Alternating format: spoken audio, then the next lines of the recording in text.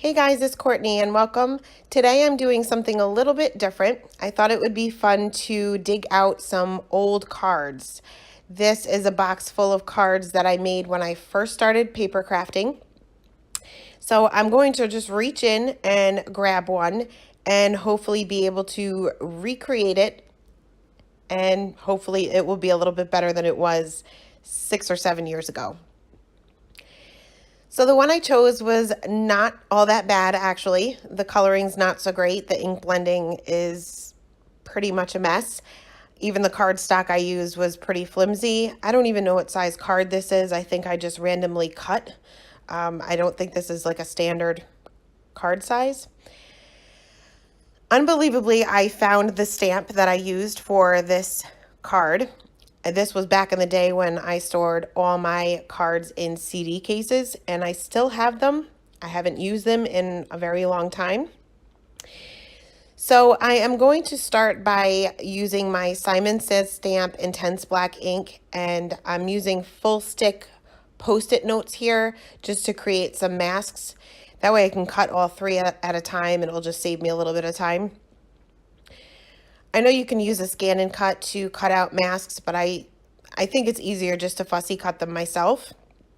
The scan and cut sometimes will not go right up against that black line, and you'll have a white edge around your image once you do your ink blending.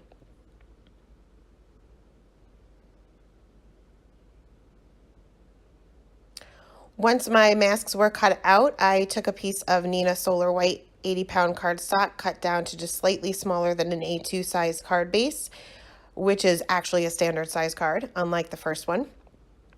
And I started stamping with my intense black ink and masking each flower as I went along.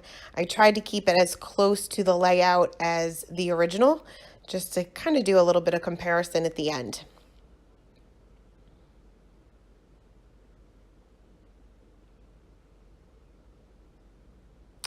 The masks, when you use the full stick Post-it notes and you cut multiple masks at a time, it's sometimes hard to line them up because you don't have that stamped image on all of them. So you kind of just have to keep spinning it around until you are able to find where it actually is supposed to be placed.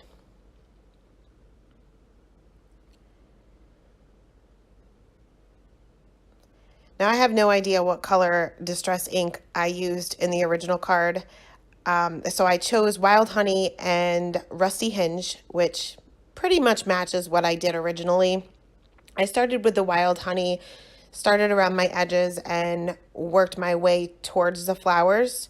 So that would be the lightest area, kind of like I did with the first one, only I just kind of stopped. There was no blending in the middle. And then I'll take my Rusty Hinge and just go around the edges to darken those up a little bit even more.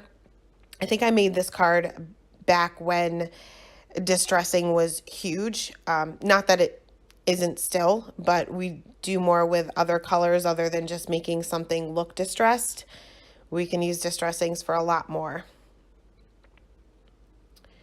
Once all of my ink blending was done, I went ahead and removed my masks. I did use my Copics for this card. I know I didn't use my Copics for the first card. I didn't have them then. I don't know what I used. There's no shading at all.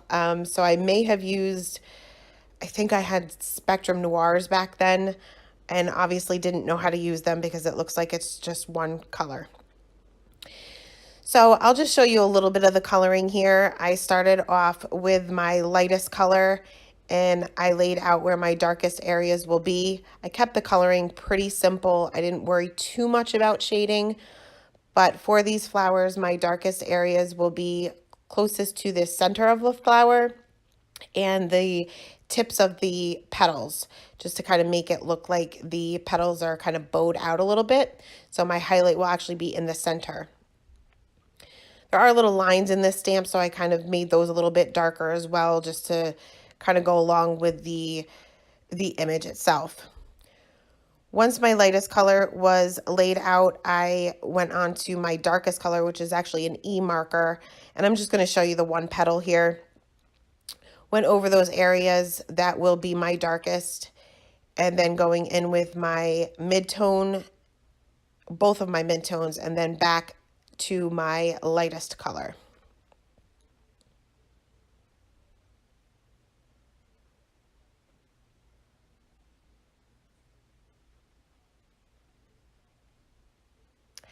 Once all of my flowers were colored, I started coloring the insides of them, and I figured I'd show you how I did that. I was a little lazy here. There's a lot of little dots inside the flower. So I took my E09 and just put a small dot in each one of those little circles. Then I took my YR18 and just made a little bit bigger of dots. And I know I probably missed some. It's kind of hard to keep track. There's a ton of them that I went in with my lightest color and kind of just filled in that entire area. No real rhyme or reason for shading or anything. It just kind of gives it a little bit of dimension.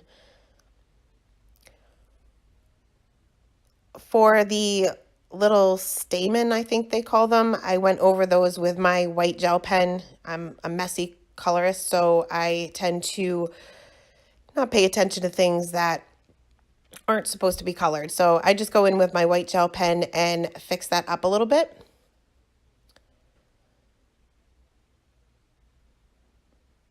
I was going to color these yellow like they were in the original card, but I think it would have blended in with the rest of the flower too much, so I just decided to keep these white.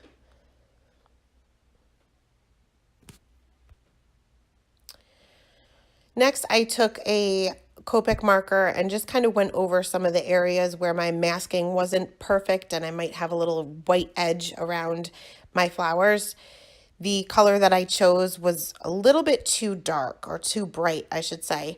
So I just took my colorless blender and went over those areas very quickly. I didn't leave the marker there to spread out the color or anything. I just lightened it up a little bit. For the sentiment, I don't know what stamp I used. I don't believe I have it anymore, but I used a thank you stamp from Altenew. I don't remember what set it is from, but I will link it below as well as on my blog. And I'm using VersaFine Onyx Black ink to go ahead and stamp that in the top right corner. And I didn't have a card base that matched the color that I used in the original card, so I just used yellow. And I'm just adhering that with Tombow Mono Multi Glue. So these are my two cards, a little bit of a difference from 5 or 6 or maybe even 7 years ago. I hope you give this a try. I hope you guys have a great day.